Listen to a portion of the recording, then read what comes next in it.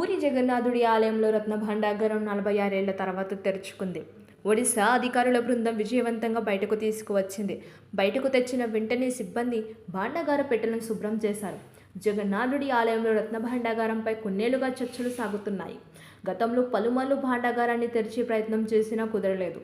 తాజాగా కొత్త ప్రభుత్వం 46 ఏళ్ల తర్వాత రత్న భాండాగారంను తెరిచింది. ప్రభుత్వం ఏర్పాటు చేసిన కమిటీ ఆధ్వర్యంలో తెరిచారు.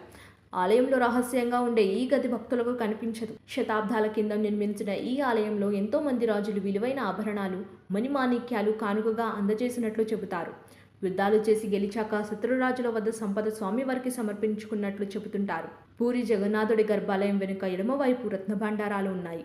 3 గదుల్లో తొలి గది స్వామివారి సేవకు అవసరమైన ఆభరణాలు ఉన్నాయి.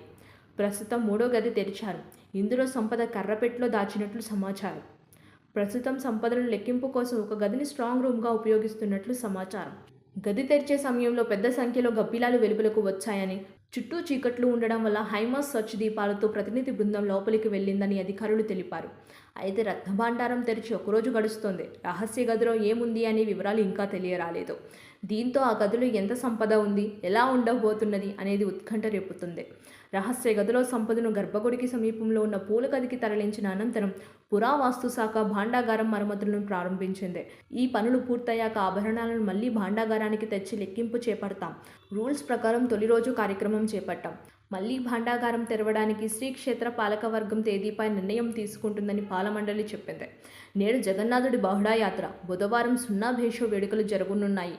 మరో తేదీని నిర్ణయించి భాండాగారం తెరిచి అందులో ఉన్న సంపదను స్ట్రాంగ్ రూమ్కు తరలిస్తాం. తాత్కాలికంగా శ్రీక్షేత్రంలో ఏర్పాటు చేసిన 2 స్ట్రాంగ్ రూమ్లకు సీసీ కెమెరాలు, పోలీస్ బందోబస్తు ఏర్పాటు చేశాం.